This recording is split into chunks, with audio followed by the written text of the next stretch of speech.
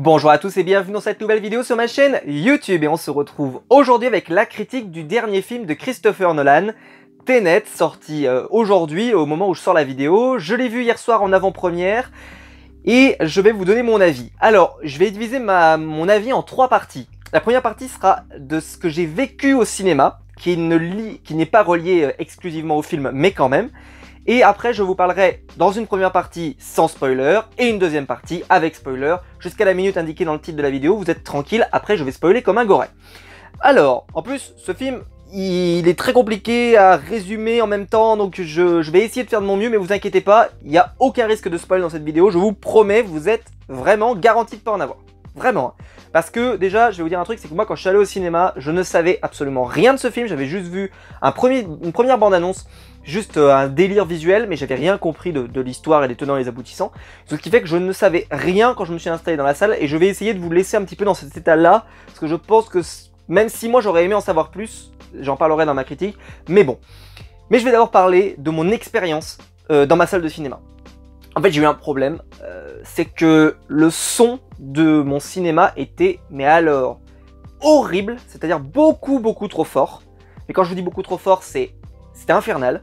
Et c'était infernal en particulier sur les sons derrière, c'est-à-dire tout ce qui est musique, explosion, bruit de vitre, bruit de balles, bruit de ce que vous voulez, d'implosion ou explosion, pour ceux qui ont vu le film ils savent pourquoi, etc. etc. C'était infernal. Pareil, quand un personnage met un coup de poing par exemple, Christopher Nolan a cette habitude de mettre un effet pour qu'on ait vraiment l'impression que ça fasse mal, ça nous tuait les oreilles. C'était horrible. Je peux vous dire que je suis pas sensible à ça, hein, mais toutes les personnes qui étaient à côté de moi là derrière et devant, je les ai regardées à un moment, il y a même des gens, ils se sont mis à se fermer les oreilles comme ça tellement ça leur détruisait les oreilles. Honnêtement, il y a même un moment où il y a eu une gigantesque explosion, j'ai eu peur pour ma vie, c'est pour vous dire. Ça a été horrible, je suis rentré chez moi, j'avais un mal de crâne, je me suis endormi tout de suite, c'était horrible. J'ai rarement eu une séance de cinéma aussi affreuse en termes de conditions. Donc si ça vous arrive, dites-moi vous si ça vous est arrivé dans votre cinéma ou pas. Il y en a, moi c'est vrai que j'ai un cinéma plutôt correct, en tout cas il a un bon équipement, mais tout de même, il peut leur arriver des bêtises. Et là je sais pas ce qui s'est passé, parce que pourtant les paroles des personnages n'étaient pas à un volume extrêmement élevé. Mais alors le son derrière était absolument infernal. Alors je sais qu'il y a des salles qui sont un peu spécialisées avec du son vraiment spécial, des salles high, salles etc. Peut-être que vous n'aurez pas ce problème, mais alors moi dans une salle un peu classique, ça a été horrible. J'espère pouvoir le redécouvrir chez moi sur ma télé plus tard, parce que ça m'a gâché mon plaisir et je suis sorti de là avec une tête affreuse en me disant mais c'est pas possible. Et je voyais les gens, mais honnêtement ils étaient presque soulagés que ça s'arrête, et pas parce que le film était mauvais, mais parce que vraiment on était en train de subir une torture quoi, une torture, chaque explosion, c'était infernal. Honnêtement ça m'a presque décroché du film, parce que j'étais à redouter les scènes d'action, ce qui n'est pas le cas normalement d'un film comme ça où on devrait les attendre avec plaisir. Bah là j'étais presque à les redouter, parce que je me suis dit mais si ça continue et qu'il y a des explosions de partout, mais on va mourir quoi dans cette salle, on va mourir. Ça a été très dur, donc voilà, il y a eu vraiment un problème dans ma projection à moi, donc voilà, je tenais à le dire, ça a été infernal, j'ai souffert énormément, donc voilà, ça a été horrible.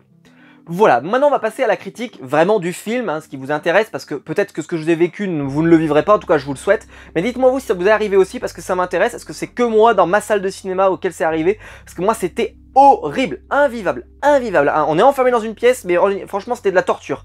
Bref, alors, de quoi ça parle? Alors de quoi ça parle, c'est quasiment improbable à résumer, et d'ailleurs le résumé qu'on a sur la page Wikipédia, je peux vous dire quand même qu'il est pas coton, hein, il fait que 3 lignes, regardez, écoutez bien, c'est un agent secret. Déjà, un agent secret, vous n'avez même pas de prénom, qui est chargé d'empêcher la 3e guerre mondiale, carrément, par une inversion temporelle. Voilà, c'est ça. Très bien. Donc, le speech du film pourrait être résumé avec une phrase pareille. Alors, moi, je vais essayer de vous le résumer un tout petit peu plus, mais sans défricher quoi que ce soit de l'intrigue. C'est effectivement donc un agent secret qui va avoir pour mission, personnellement, moi je pense qu'il faut résumer plutôt comme ça, c'est un MacGuffin, c'est-à-dire qu'il faut trouver un objet. Et il doit trouver un objet. Et cet objet, si jamais il est mis en de mauvaises mains, pourrait créer quasiment la fin de l'humanité. si on peut schématiser ça comme ça. Et cet objet est un objet inversé, c'est-à-dire que la gestion du temps, les théorèmes du temps ne s'appliquent pas à cet objet. Et en fait, il réagit de façon inversée, c'est-à-dire que si vous le jetez, en fait, il va vous revenir. Voilà. C'est ce qu'on nous explique tout au début du film, vous inquiétez pas, il n'y a rien de spoilant là-dessus, c'est vraiment le tout début du film qu'on vous explique ça. Et donc, si cet objet-là, très dangereux, tombait entre les mains d'une mauvaise personne, eh bien, son utilisation pourrait être gravissime et pourrait déclencher quelque chose de très grave qui effacerait quasiment l'espace-temps. Voilà, ça serait terrible. Et donc, le but, ça va être de l'empêcher. Voilà. Et en fait, je vais vous le dire honnêtement, j'ai pas beaucoup aimé le film. C'est pas que c'était mauvais, c'est juste que j'ai pas aimé. Je sais pas si vous voyez la différence. Je m'explique. Le film est, à part ce défaut de son qui a été horrible, mais qui je pense est vraiment lié que à ma salle, le film est beau, le film est intense, le film il se passe des choses, le film avance bien, en plus un scénario MacGuffin ça marche toujours très bien, parce que quand vous devez trouver un objet ça marche toujours très bien, parce que ça enchaîne très bien les histoires. En plus il mixe plusieurs styles, c'est-à-dire que vu qu'il faut récupérer un objet, il y a un petit peu de cambriolage, donc film cambriolage, si vous aimez ça, vous allez aimer une portion du film. Vous avez, vu qu'il y a un peu de gestion temporelle, vous pouvez avoir un petit peu des questions de métaphysique qui peuvent être très sympas.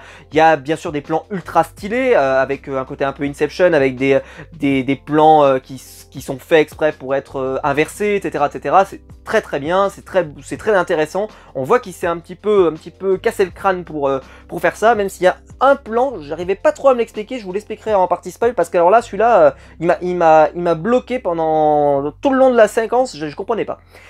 Et en fait, donc, le film, déjà, il a un gros problème, déjà. Il y a un immense problème. C'est le personnage principal. Le personnage principal, il est nul. Et quand je dis qu'il est nul, alors l'interprète c'est John David Washington. Alors il a même pas de prénom, il s'appelle le protagoniste. Mais alors, c'est nul. Honnêtement, le personnage est nul. Et je vous le prouve parce que le second personnage principal du film, c'est interprété par Robert Pattinson qui interprète Neil. Lui, il est extraordinaire. Et il va lui voler la vedette, mais alors en 10 secondes. Parce que il a un prénom, ça aide. Il est caractérisé. Il fait des vannes, il est drôle, pas des vannes malaisantes, mais c'est-à-dire qu'on lui donne de la personnalité, on lui donne de quoi creuser. L'autre, c'est un agent secret. Point, terminé. Ce n'est rien d'autre que ça, quoi. Ce n'est rien d'autre qu'un agent secret.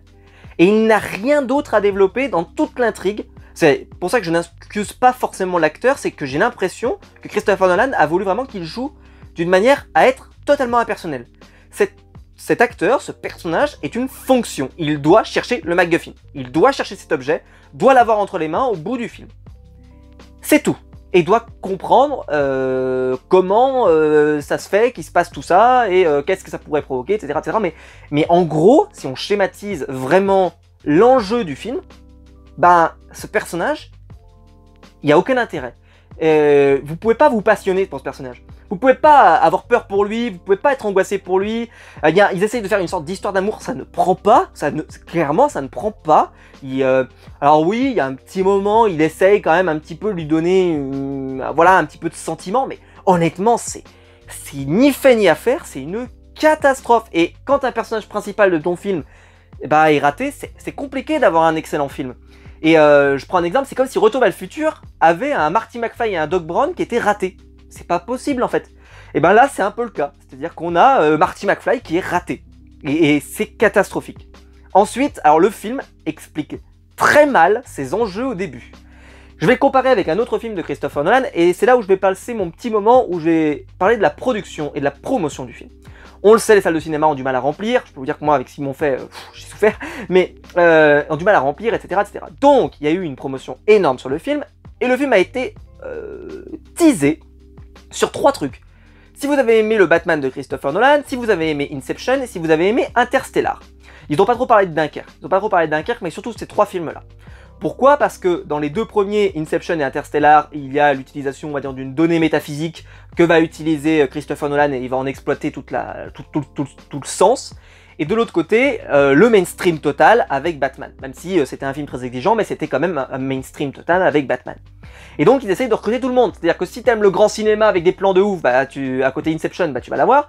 Si tu aimes les trucs un peu métaphysiques, bah tu te souviens d'Interstellar, hein, avec la fin complètement fou, et ben vas-y, tu vas t'éclater, il est fait pour toi. Et puis si t'aimes le gros spectacle, les films voilà pour tout le monde, les Batman, avec donc des scènes de combat, etc., tu vas en avoir. Donc en fait, ils ont essayé de ratisser extrêmement large sur ce film, pour essayer d'en faire un succès. Je sais pas si ça va marcher, mais en tout cas, ils essaient de toucher tout le monde. Et alors moi je vous le dis tout de suite, pour moi ce film n'est pas du tout là pour tout le monde. Hein.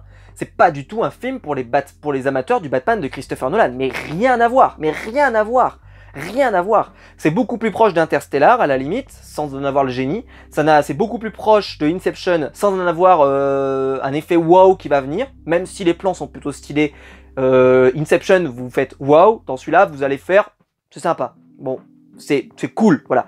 Surtout en fait c'est malin, je dirais plutôt c'est malin, parce que les plans sont malins, l'histoire est construite d'une certaine manière, et forcément, voilà, j'en parlerai plus en partie spoiler, mais en fait, on sent venir la deuxième partie du film, moi très tôt dans le film, j'ai commencé à comprendre que, en fait, voilà, il y avait un truc qu'en fait, ce qu'on voit là n'a pas d'intérêt en réalité. Et ben voilà, vous comprendrez quand vous aurez vu le film. Et comme je vous l'ai dit, il faut trouver un objet.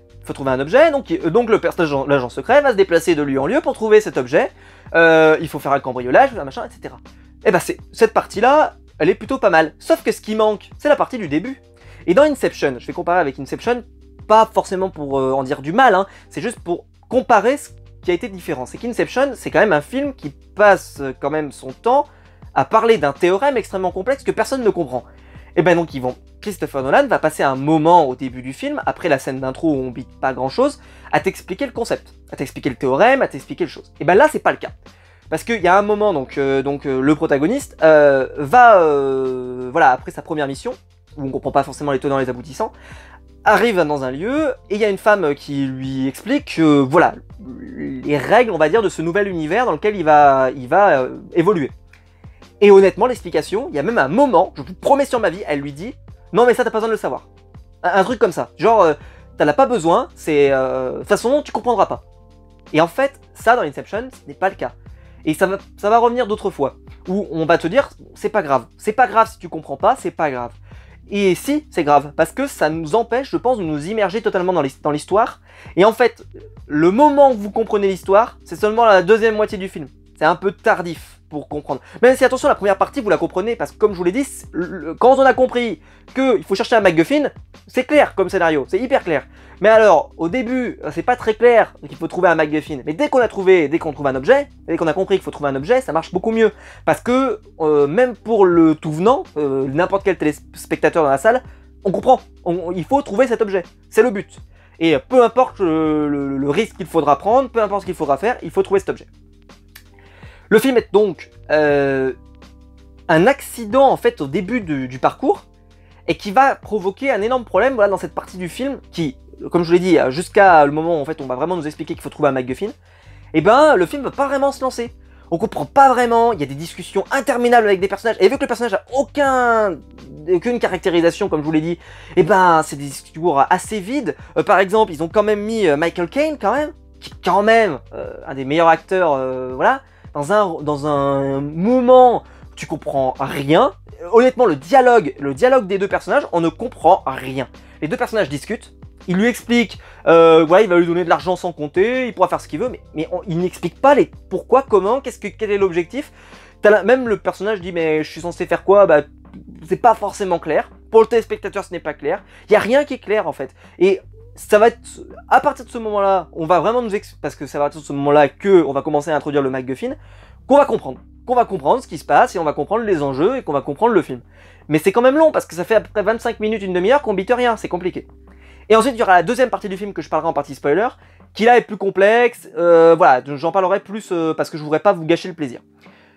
Le film est plutôt bien, comme je l'ai dit, Robert Pattinson vole la vedette à tout le monde, mais alors à tout le monde, hein, voilà, je vous le dis tout de suite, il est incroyable, on a hâte de le voir dans le nouveau Batman, parce que vraiment il est incroyable, il a très peu de scènes en finale, mais alors, il a un potentiel de ouf, on le sent, et chaque scène où il est là, il les vend super bien, le personnage est super bien interprété, et surtout, bah, il a de la caractérisation, ce qui est génial, parce que on s'attache à lui, et moi personnellement, je ne suivais que lui, je suivais plus du tout le héros principal, parce que franchement, il était à chier. Le personnage féminin, interprétée par Elizabeth Debicki, pardon, qui joue Kate, pardon, est plutôt pas mal. Plutôt pas mal. Mais alors, mention spéciale à Kenneth Branagh, qui interprète donc Andrei Sator. Vous découvrirez dans le film ce qu'il fait. Il joue on va dire un trafiquant. Voilà, on va schématiser ça comme ça. C'est beaucoup plus complexe que ça, mais on va schématiser ça comme ça. Et il jouait dans Harry Potter donc le deuxième Harry Potter, La Chambre des Secrets. Et c'est vraiment ça choque quoi. Vraiment, il y a un écart entre les deux personnages et les deux. Voilà, il joue vraiment un rôle très différent, vraiment à contre-emploi par rapport à ce qu'il jouait quand il jouait Gilliard Lockhart. Je me souviens, j'ai jamais réussi vraiment à prononcer son nom comme il faut. Gilliard Lockhart, comme ça. Vraiment, Vraiment, c'était très très impressionnant, et lui aussi fait une prestation vraiment excellente, parce que justement, lui aussi a de la caractérisation, en particulier avec le personnage de Kate, etc. Donc vraiment très bien fait. Je vous l'ai dit, visuellement c'est très bon. Le son, je peux pas le juger parce qu'honnêtement c'était affreux chez moi, mais il y a un travail du son. Je peux pas dire qu'il n'est pas fait, mais c'est juste que pour moi c'était insupportable à vivre et que ça m'a rendu l'expérience horrible. Visuellement, la dernière partie du film, alors là on en prend plein les yeux, et vu qu'on a conscience des règles du film, eh ben c'est beaucoup plus simple et beaucoup plus clair, même si par contre il y a des choses, c'est un peu fait à la va-vite. C'est-à-dire que en fait, la bascule entre la première partie et la deuxième partie du film, c'est un peu fait à l'arrache. C'est un peu fait, je sais pas. J'ai pas forcément été fan de ce truc-là, mais bon, c'est comme ça. En tout cas, je suis plutôt satisfait de cette partie, la première partie du film, même si pour moi elle a mal démarré. Et la deuxième partie, c'est vraiment là un plaisir jouissif. Si on a compris le film, à partir de là, normalement, ça doit être un plaisir jouissif. Le problème, c'est comme je l'ai dit, c'est vu que le personnage est pas très intéressant, bah malheureusement, voilà, c'est pas passionnant de voir cette deuxième partie, parce que on va le voir beaucoup et malheureusement il est pas très intéressant, et il reste pas très intéressant. En fait, c'est un film d'action, et alors je me suis dit sur le coup, je sais pas si vous avez fait la même réflexion, mais je me suis dit, en fait il aurait pu prendre Jason Statham pour ce rôle. Je me le suis dit tout le long. Parce que Jason Statham aurait fait certainement une meilleure prestation pour transmettre de l'émotion, etc. Et il aurait fait bien mieux, parce que pour un soldat type, voilà, je suis badass, machin, est-ce que vous voulez, bah, il aurait été très bon. Et je pense qu'il l'aurait mieux interprété, parce que là, ou alors, enfin, en tout cas, il aurait dû l'interpréter comme un Jason Statham interpréterait un ancien soldat, voilà. Je l'ai trouvé vraiment fermé, mais fermé, c'était horrible. C'était vraiment horrible, quel dommage. Et donc voilà, je vais m'arrêter sur ces parties-là sans spoil, mais c'est vraiment dommage, parce que je pense que le film avait un potentiel pour être vraiment plaisant, et en réalité, bah, l'histoire portée par ce personnage, bah, elle te prend jamais. Et elle te prendra jamais. En tout cas, moi, elle m'a pas plu. Et comme je l'ai dit, ça va par contre donner beaucoup plus de poids et beaucoup plus d'impact aux personnages secondaires, en particulier, même s'il n'est pas vraiment secondaire, mais Robert Pattinson est quand même un petit peu en dessous. Et là, par contre, lui, il crève l'écran, et c'est évident. Voilà, on va se retrouver nous en partie spoiler de la vidéo. J'ai quelques bricoles à vous dire, et voilà, parce que il y a des trucs un petit peu étranges dont on va revenir.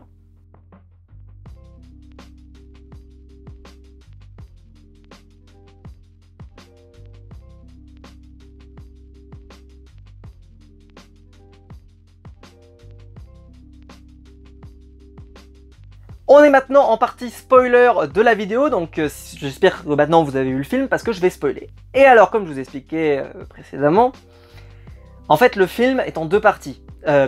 Trois parties si on schématise pour moi. La première partie, c'est on vous explique mal les tenants et les aboutissants. Ensuite, partie scénario MacGuffin, il faut trouver un objet. Et ensuite, partie, on inverse, c'est-à-dire qu'on cherche toujours potentiellement un objet, mais en même temps, on n'a plus vraiment besoin parce que l'objet a été perdu. Et en fait, on essaie de rattraper le coup, et on remonte le temps, et donc on revoit les scènes qu'on a vues depuis le début. Et alors, je vais vous le dire tout de suite, moi j'ai grillé le truc tout de suite, parce que Robert Pattinson, quand il arrive et qu'il te dit et qu'il tire la gueule, 6 pieds de long, quand il a vu le mec sortir de la salle du tourniquet, et que nous on n'a pas vu le visage, pourquoi on te montre pas le visage? Je suis pas con non plus, hein. J'ai fait, voilà, c'est pas écrit débile ici, hein. Moi, j'ai dit tout de suite, c'est un des deux, c'est obligé. Et puis après, plus tard, il va expliquer qu'en fait, s'ils se rencontrent eux-mêmes, ça déchirera l'espace-temps. Donc Robert Pattinson ne peut pas se rencontrer lui-même. Donc c'est forcément l'autre. Voilà, ça va vite malheureusement. Voilà, et donc je m'y attendais. Quand ça s'est produit, j'ai fait, bah oui, bah c'est évident. Et puis voilà, ça remonte le temps. Pourquoi pas? ça, voilà, cette deuxième partie du film, pourquoi pas? Pourquoi pas? Mais c'est pas... Alors, il y a un beau spectacle, en particulier dans la dernière gros moment en fait, où vraiment là, on va régler le problème, et on va essayer d'empêcher que cet objet qu'ils ont essayé tout le long de récupérer fasse des dégâts monumentaux, etc., etc.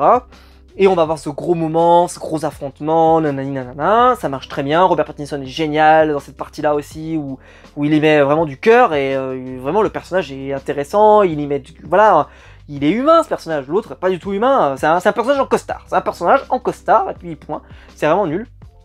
Et puis voilà, ça marche très très bien.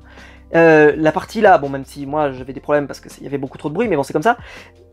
Et puis arrive, enfin beaucoup trop de bruit, vous m'avez compris, hein, le son était pas bon. Et arrive donc ces parties là où bah tu vois le mec, hop, ça y est, il refait la scène à l'envers, ça explique pourquoi voilà il y a cette dilatation. Alors c'est pas très bien expliqué de pourquoi quand tu passes cette porte, hop, tu te retrouves directement de l'autre côté. Enfin bon, c'est expliqué un peu comme allez hop, tu passes cette porte, tu te retrouveras de l'autre côté. Cherche pas trop à comprendre. Au fait, tu sauras, t'auras plus d'air, tout ce qui va arriver, ce sera inversé. Donc quand tu vas essayer de conduire, bah essaye d'y penser, etc. Bon pourquoi pas. Et on va revivre bah, tout le film. Et on va revivre. Sauf que bah cette partie-là est portée toujours par le même personnage principal, donc ça ne marche toujours pas bien. Et mais visuellement c'est très sympathique. Et puis on remonte. Et puis après moi j'ai, à part déjà au début mais quand je l'ai vu commencer à remonter, j'ai dit oh là là, ça y est, bon ils vont remonter à Oslo. Enfin c'était sûr, moi pour moi ils allaient remonter jusqu'à Oslo, etc. Alors, comme je dis, il y a la dernière révélation finale que j'avais pas, mais j'en parlerai après. Et mais sinon le reste, voilà, quand je savais qu'ils allaient remonter, c'était évident, puisqu'il y a des personnages qui remontent. Pourquoi eux? Je me suis dit pourquoi eux ils remonteraient pas? C'est sûr que ça va se produire à un moment, ils vont essayer d'inverser quelque chose. Enfin, c'était certain. Je trouve que le travail alors de Kate, dont j'ai pas assez parlé, est vraiment génial. Puisque bah elle aussi elle a la belle caractérisation, on sent que c'est une femme qui a souffert, nanani nanana, c'est très bien fait. La scène où elle est avec bah, son ex-mari, je sais pas s'ils étaient mariés mais bref, son ex-compagnon en tout cas, et avec donc elles ont le problème de l'enfant et tout, et là il y a cette scène incroyable au téléphone où il est en train de raconter son plan et il le fait. Alors c'est très bizarre parce qu'elle capte rien à ce qu'il raconte, normalement, hein, elle capte tout en réalité mais il pense qu'elle capte rien, mais je trouve quand même qu'il est assez précis parce qu'à un moment il parle quasiment de mourir, il parle machin, il parle que le monde va s'éteindre derrière lui, enfin un truc comme ça. Enfin, voilà, il est quand même assez clair, je trouve, dans ses propos. Moi, je sais pas, mais je suis sa femme. Personnellement, je l'entendrais parler, je dirais, qu'est-ce qu'il raconte? Enfin, honnêtement, cette scène-là, elle m'a fait tiquer. Mais c'est la scène d'avant qui m'a fait le plus tiquer. C'est la scène où ils sont dans un bateau. Et en fait, ils sont en train de discuter à trois. Je crois qu'ils sont trois. Hein. Il y a Robert Pattinson, il y a donc le personnage principal et Kate qui sont en train de discuter à trois. Et alors là, il y a un moment en fait où tu as un poteau qui passe derrière, vous le verrez en fond, et il fait des allers-retours. C'est-à-dire qu'il va faire comme ça. Boum, et donc, pourtant c'est un bateau, il est censé avancer, il recule, qu'est-ce qu'il fait? Il reste sur place, il fait avancer, reculer, avancer, reculer, avancer, reculer. J'ai trouvé ce plan, je n'ai pas réussi à comprendre où est-ce qu'on en était dans ce plan. Est-ce qu'on est dans un plan qui est censé avancer, reculer, rester bloqué justement, figé dans le temps? Parce que le fond m'a gêné. J'étais concentré sur le fond, j'étais concentré sur ce poteau qui arrêtait pas de... Il avançait jusqu'à la moitié de la fenêtre, ou 3/4 de la fenêtre, et ensuite il repartait dans l'arrière. Ça m'a bloqué quoi, j'ai dit mais c'est pas possible. Qu'est-ce qu'il a ce poteau, il est coincé, il arrête pas de faire des tours comme ça, enfin, je ne comprenais pas la situation, ça m'a vraiment gêné en tant que cinéphile, j'ai dit mais c'est pas possible, il y a un truc que je comprends pas dans ce plan, ça me va pas. Comme je vous l'ai dit, la deuxième partie, je reviens pas sur la première partie, j'ai déjà dit à peu près ce que j'en pensais dans la partie non spoil. Comme je l'ai dit, hein, faut trouver un objet. Voilà, thème métaphysique, il faut trouver un objet, donc c'est un objet nucléaire, sauf qu'avant de trouver cet objet nucléaire, bah, pour qu'il puisse savoir où il est, eh bien il faut récupérer une peinture, donc il va falloir faire un cambriolage. Donc comme je vous l'ai dit, scénario MacGuffin. Dans la première partie, scénario MacGuffin. Et ensuite derrière, dans la deuxième partie, bah là voilà, on a le retour dans le temps, et ensuite un peu le mix des deux, c'est-à-dire à la fois des gens qui avancent du bon, dans le bonne timeline, et d'autres qui avancent dans la timeline à l'inverse. Et voilà, ça marche plutôt bien, même si je sais pas si tous les plans sont vraiment parfaits, il faudrait vérifier parce qu'il y a des trucs, des fois, il y avait des personnages, vous savez, qui avancent, d'autres qui reculent, et ben j'ai eu des fois l'impression que hein, ça se jouait pas grand chose, mais il y a eu des personnages, des fois j'avais l'impression que certains rouges par exemple, soldats rouges, était dans le même sens que certains soldats bleus. J'ai eu quelques fois l'impression et j'étais pas forcément... Je pense qu'il faudrait vraiment vérifier chaque scène et à mon avis, voilà, il y a des trucs des fois un petit peu étranges.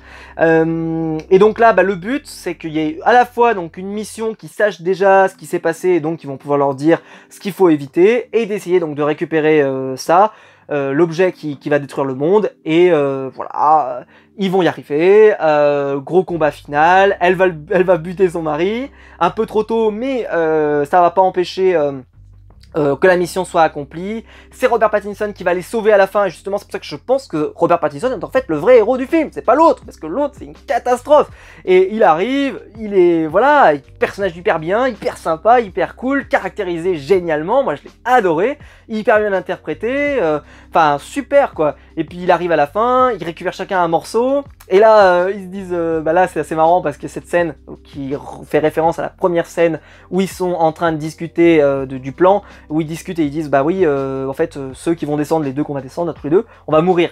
Et là ils sont tous les trois en vie parce qu'ils sont à 3 maintenant et il dit faut qu'on se tue. Et il dit mais par contre je vous dis pas quand. Et, le terme quand dans cette notion temporelle qu'on a mis depuis le début du film c'est très complexe quoi, donc voilà.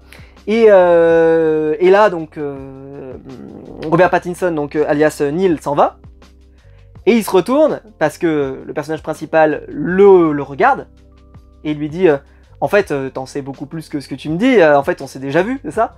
Et là il dit oui en fait on s'est déjà vu depuis quelques années, en fait on est des meilleurs amis, mais en fait on le sait pas encore, tu le sauras dans 10 ans. Enfin tu le sauras, enfin tu m'as compris quoi.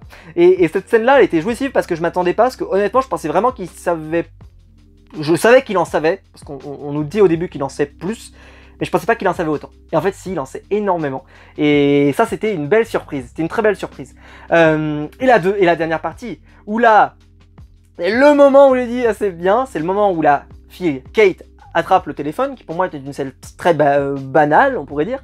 Et là, en fait, on se rend compte que c'est la meuf qui contrôle tout, je sais plus comment elle s'appelle, Priya, c'est ça, Priya, qui contrôle un peu qui contrôle le plan, etc. et qui veut que tout aille dans le bon sens et qui essaye de résoudre les problèmes temporels au fur et à mesure.